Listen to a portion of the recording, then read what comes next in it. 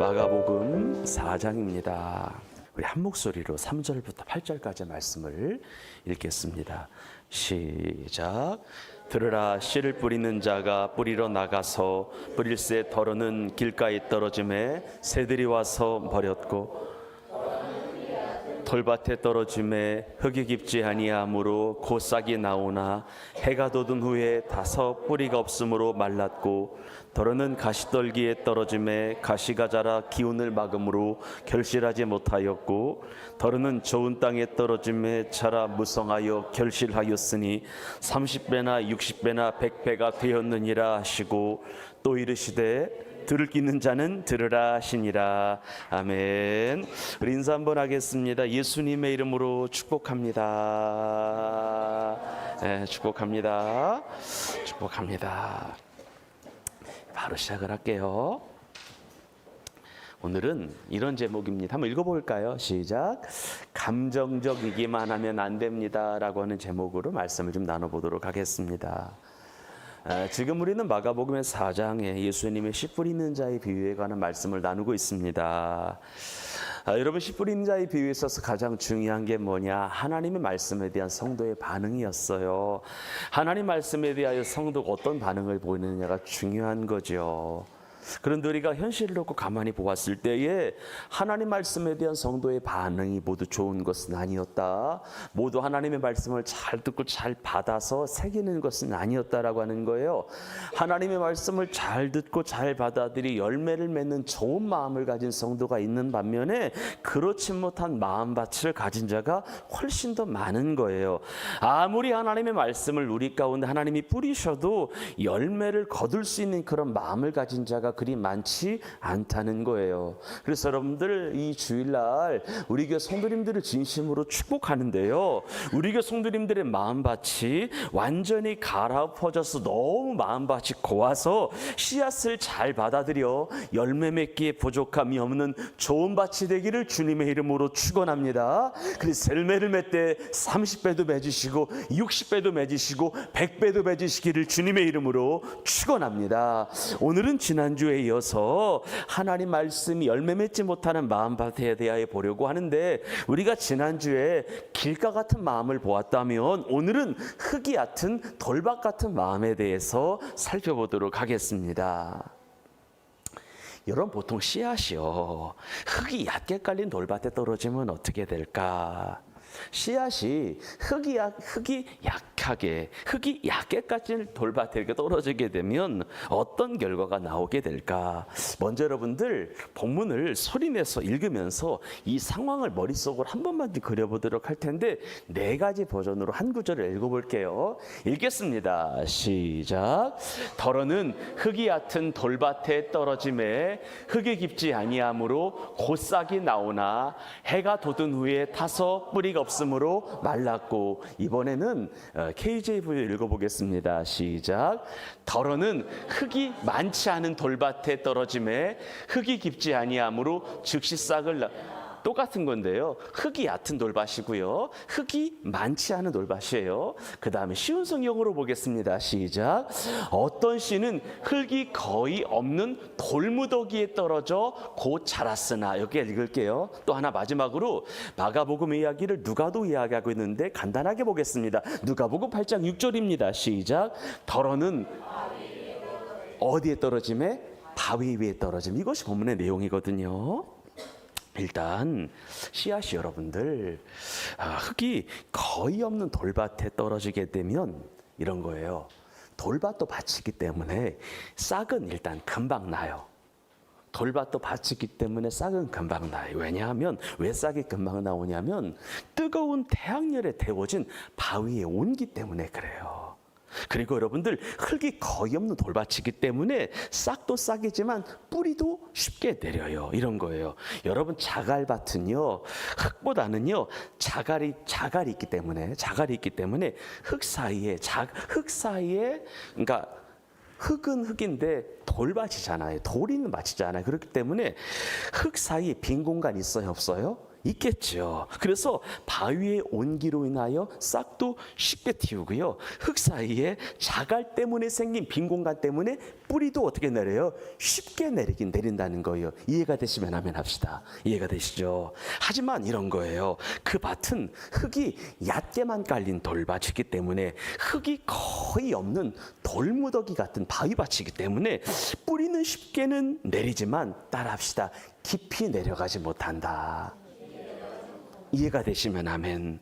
그래서 이 뿌리가 땅 속에 깊이 뿌리 내려 뿌리는 그러니까 싹도 금방 올라오고 뿌리도 금방 내려가지만 돌밭이기 때문에 땅 속에 박힌다 안 박힌다? 안 박힌다는 거예요. 다시 말씀드릴게요. 씨앗이 흙이 거의 없는 돌짝밭에 떨어지게 되면은요, 위로는 싹이 금방 나오고 아래로는 뿌리가 금방 내려가긴 하지만 흙 속에 있는 바위들 때문에 바위에 걸려가지고요, 뿌리가 깊숙하게 내려가지 못하게 된다라고 하는 거예요. 즉 흙 속에 있는 많은 돌들 때문에 뿌리가 깊게 내려가는 것을 방해한다라고 하는 거예요. 그렇다 보니까 싹은 나왔지만 뿌리를 내리지 못해 뿌리가 흙 속에 깊게 박히지 못하여 수분과 자양분이 뿌리를 통하여 잎새까지 전달이 안 되다 보니까 장렬하는 태양빛에 어떻게 되는 거예요? 말라버리는 거예요.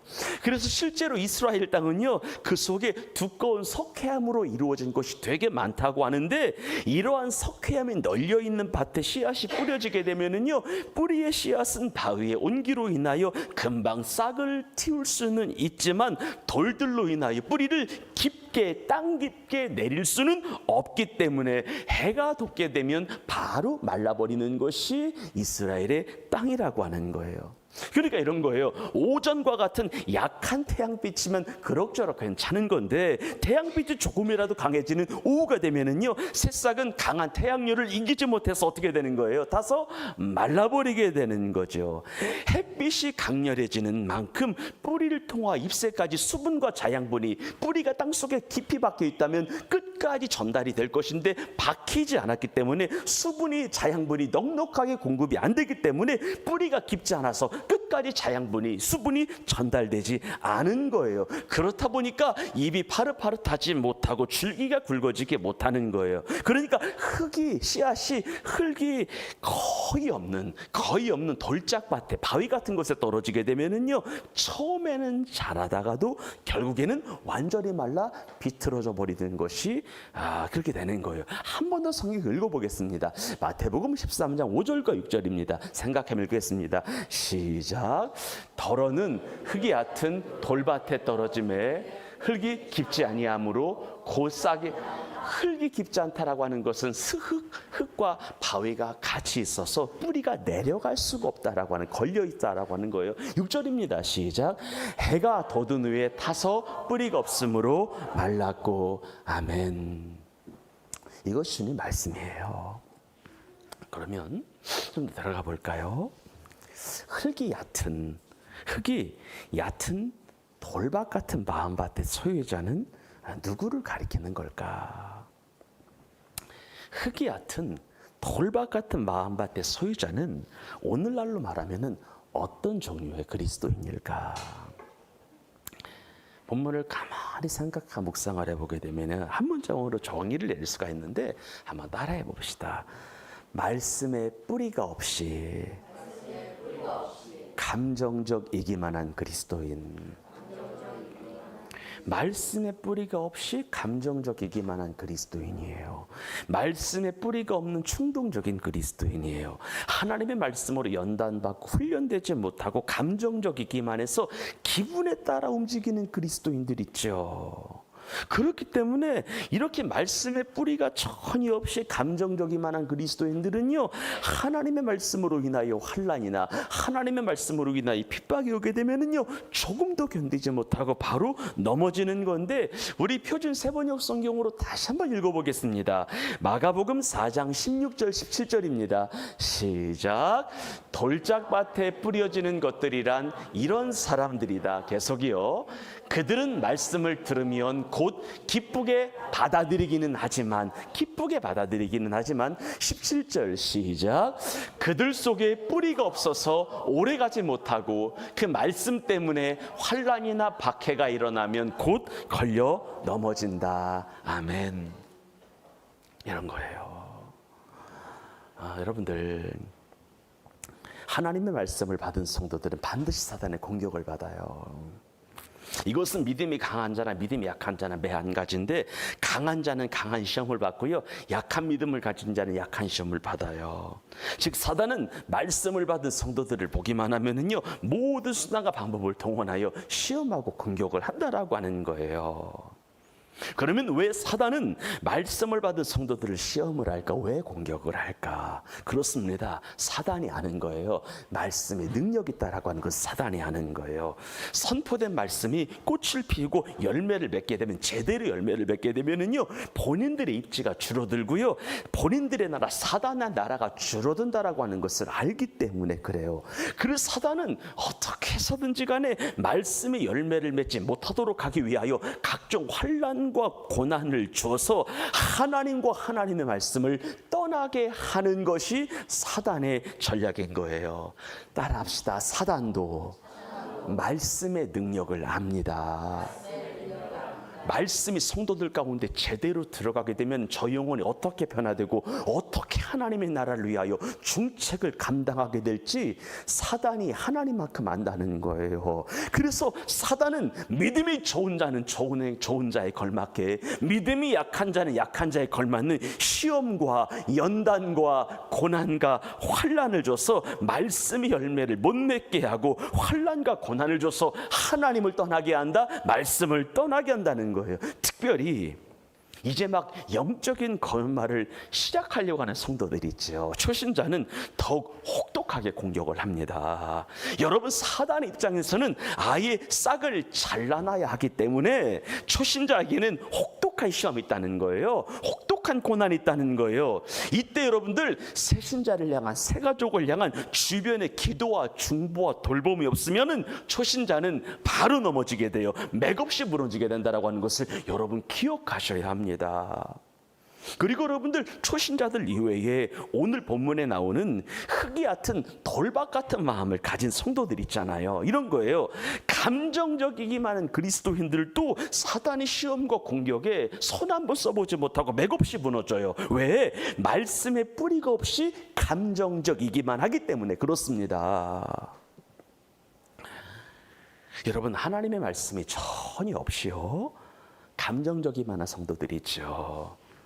말씀의 뿌리가 전혀 없이 충동적이기만 한 성도들은요, 말씀에 대한 반응은 생각보다, 따라합시다, 즉각적이다.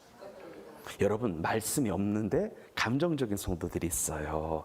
말씀의 뿌리가 전혀 없는데 충동적인 감정에, 기분에 따라 믿는 사람들이 있어요. 이 사람들은 실은 말씀에 대한 반응이 생각보다 즉각적이에요. 처음에는 하나님의 말씀을 정말 기쁘게 잘 받아들여요. 뭐든지 아멘해요. 하나님의 말씀을 들었으면 눈물도 흘리고요, 연신 할렐루야 아멘을 연발합니다. 설교가 끝난 다음에는 말씀에 은혜 받았다라고도 이야기를 해요. 또한 결단의 순간에 헌신하실 분들은 일어서십시오 하면은 그때 그런 분들이 꼭 일어서는 것을 보게 됩니다.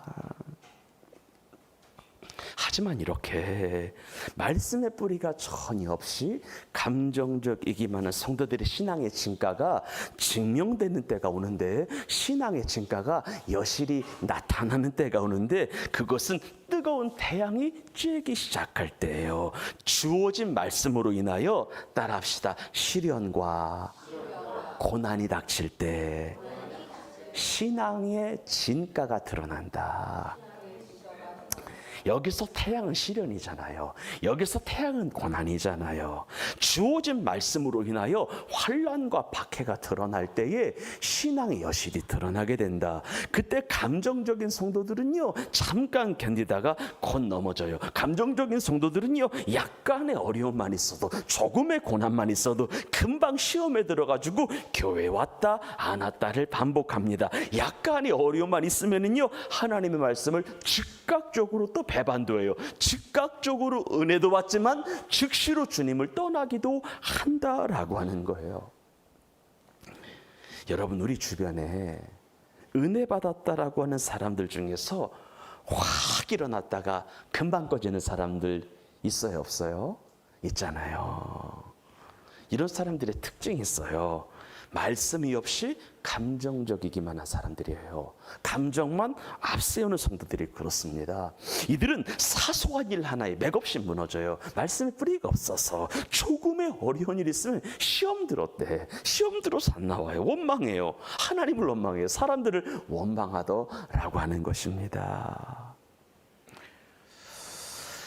우리 주변에는요, 신앙의 근본이, 신앙의 뿌리가 하나님의 말씀이 아닌 자기 감정의 신앙의 초점이 맞춰져 있는 성도들이 있습니다.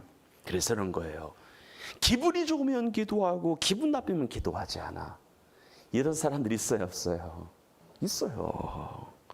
기분이 좋으면 말씀 묵상했다가 기분 나쁘면 그날 말씀 묵상 안 하네. 이런 사람들이 있어요. 기분에 따라 예배드려요. 기분이 좋으면 예배드리고 예배드리러 오기 전에 신랑이랑 남편이랑 싸우면 예배드리러 안 와. 이런 사람들도 있어요. 그리고 이렇게 감정적이기만 한 이런 신앙생활하는 성도들이 있죠. 이런 사람들은요, 자기 감정의 유무에 따라, 감정의 기분에 따라 하나님의 함께 하심의 유무를 판단해요. 이런 거예요. 자기 기분이 좋으면 하나님이 함께 하시는 거로 생각해요. 반대로 기분이 언짢으면 하나님이 나와 함께 하시지 않는 것으로도 생각하는 성도들이 정말 있습니다. 물론 우리의 신앙에는요, 지식과 의지와 함께 감정이라고 하는 요소가 있어요. 하지만 신앙생활은 감정으로만 하는 것이 아니에요. 감정만으로 신앙생활하면 큰일 나는 거예요. 왜냐하면 감정이라고 하는 것 자체가 변화무쌍하기 때문에 그래요. 감정이라고 하는 것 자체가 아침 저녁으로 바뀌기 때문에 그래요. 그래서 감정이 우리의 신앙에 근거를 두게 되면은요, 우리의 감정에 따라서 하나님이 함께 하시느니 함께 하시지 않느니, 하나님이 나를 사랑하시느니 사랑하시지 않는 일을 반복해요. 그래서 신앙생활의 뿌리를 감정에 두면은요, 빈약하고 신앙이 취약하게 됩니다. 그러므로 생명의 빛교회 모든 성도님들은 신앙과 믿음의 근거를 하나님과 하나님의 말씀에 둬야지 감정에 둬서는 안 되겠습니다. 그리고 우리의 신앙의 근거를 감정에 두게 되면은요, 하나님의 말씀을 듣고 즉시 기쁨으로 수용했다고 하더라도 세상에 살면서요, 이 말씀에 순종하는 것으로 인하여, 이 말씀에 복종하는 것으로 인하여 내 삶의 영역에 어떤 어려움이나 삶의 손해가 온다는 생각이 들 때가 있잖아요. 여러분, 말씀의 세상 가운데서 말씀에 순종하는 것이 맞아요, 안 맞아요? 맞는 일이에요. 그런데 우리 신앙의 근거를 감정에 두는 성도들을 보게 되면은요, 하나님의 말씀을 듣고 즉시 기쁨으로 수용했다고 하더라도 세상에 살면서 말씀을 순종하는 것으로 인하여 어려움이 오고 손해가 온다는 생각이 들게 되면은요, 바로 흔들리기 시작을 해요. 그러면서 말씀에 걸려서 시험을 당하고 넘어져요. 또 쓰러져요. 그리고 하나님의 말씀을 또 배반해요. 또 세상으로 돌아가는 거예요. 쉽게 말씀드릴까요? 이런 거예요. 우리가 하나님 말씀 들었을 때에 이런 깨달음이 있을 때가 있잖아요. 아, 이 말씀은 진리의 말씀이야.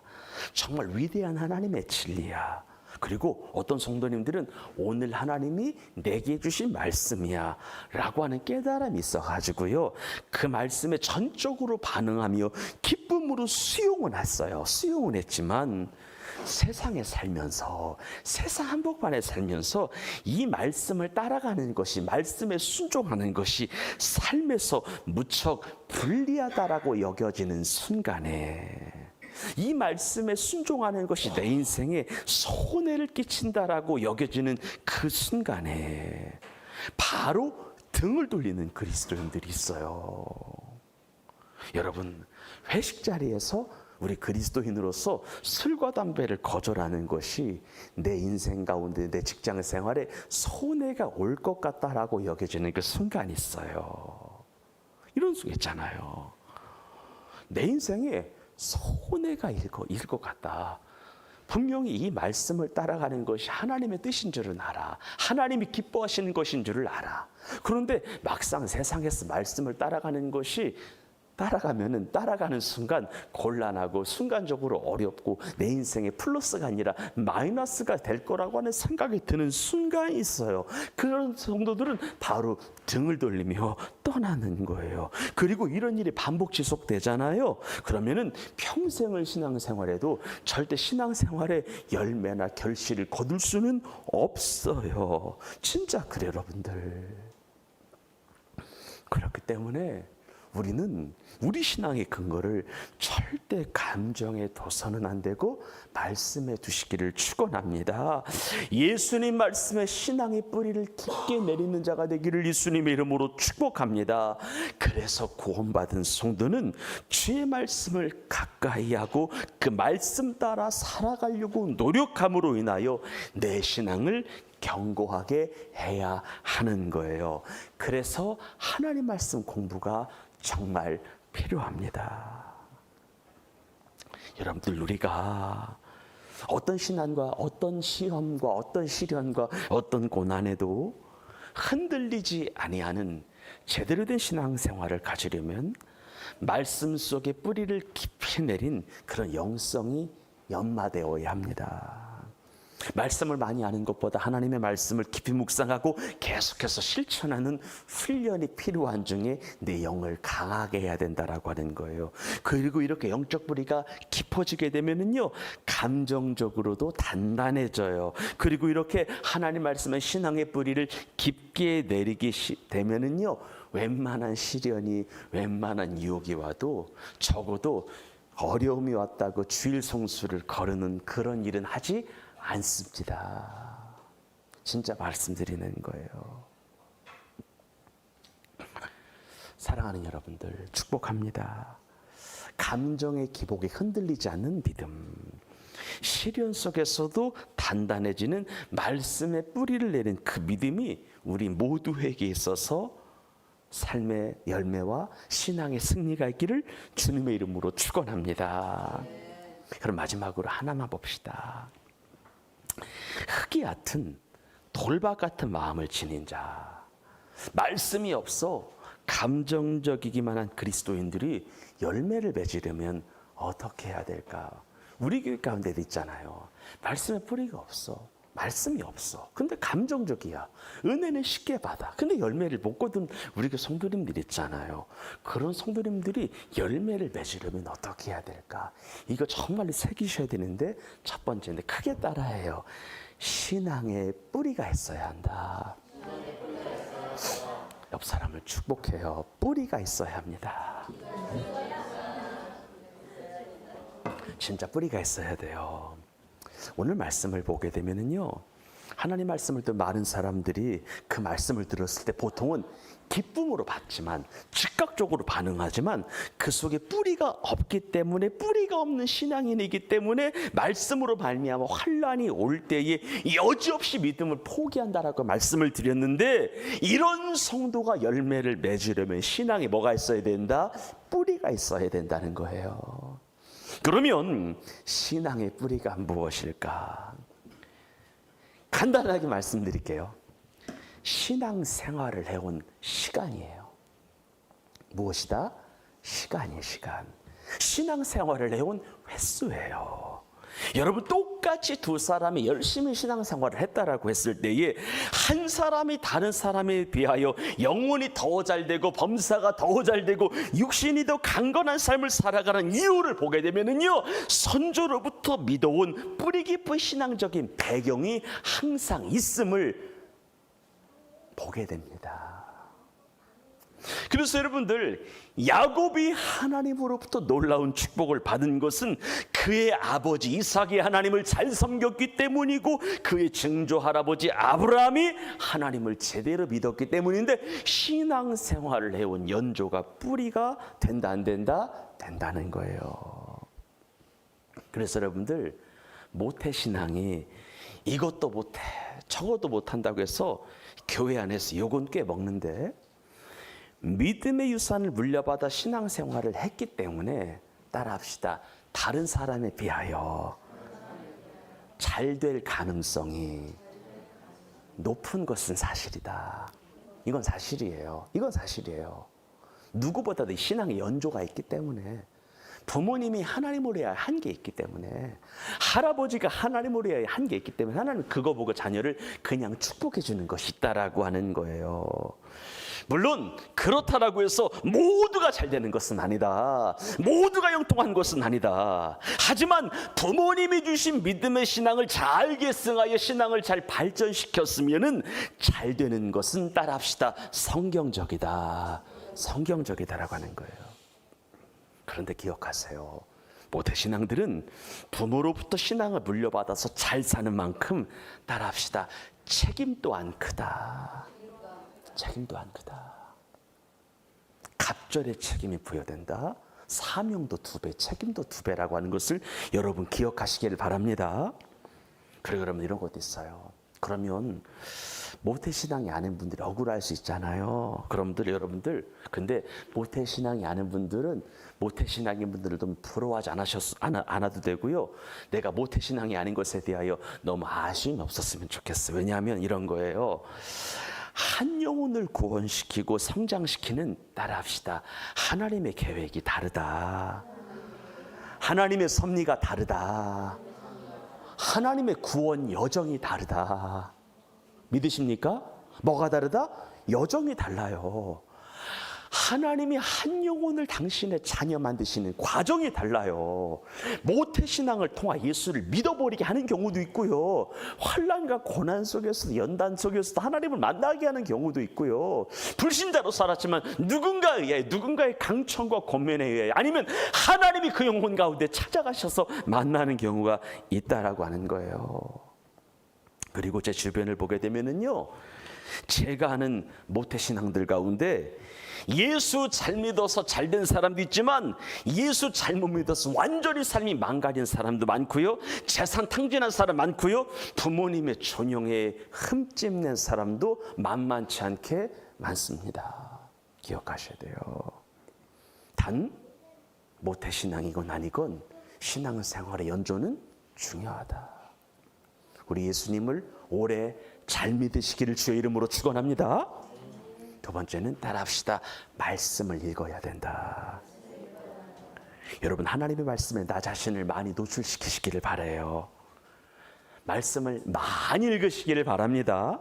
그래서 내 신앙의 근거를 감정에 두지 마요. 하나님과 하나님의 말씀에 여러분의 믿음을 두시기를 주의 이름으로 축원합니다. 그래서 하나님이 그렇게 말씀을 하셨으면은, 말씀이 그렇게 기록이 되었다면은요, 그런 것임을 믿고 담대하게 신앙생활하기를 주의 이름으로 축원합니다. 아멘. 마지막으로 하나 크게 따라해요. 돌을 제거해야 하자. 뭐를 제거하자? 돌을 제거하자.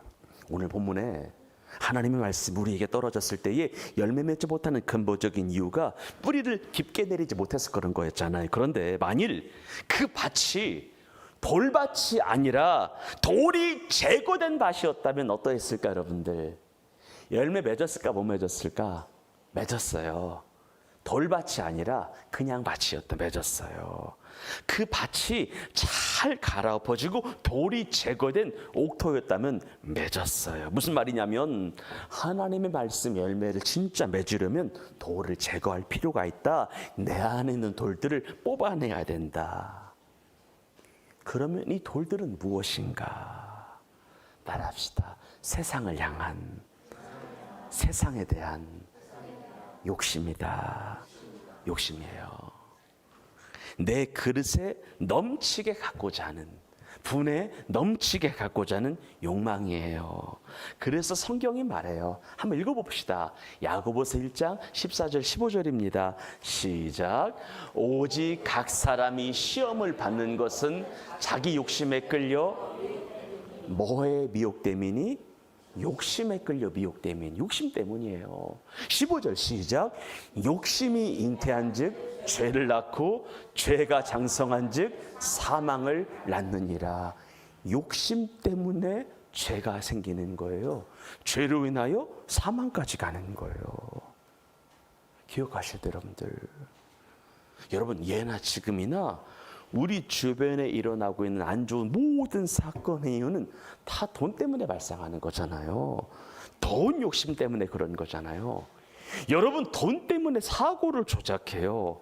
보험금 때문에 사고를 위장하잖아요. 돈 때문에 살인을 하잖아요. 돈 때문에 주가도 조작을 하잖아요. 돈 때문에 건물에서 철근을 빼잖아요. 돈 때문에 분식회계라고 하는 것도 하잖아요. 돈 때문에 말도 안 되는 일을 하잖아요, 여러분들. 이것이 뭐를 낳는 거예요? 죄를 낳는 거예요. 죄가 뭐를 낳는 거예요? 사망을 낳는 거예요. 그러니까 욕심을 다스리지 못하면, 이 도를 제거하지 않으면 신앙생활 앞으로도 계속해서 어려울 거예요.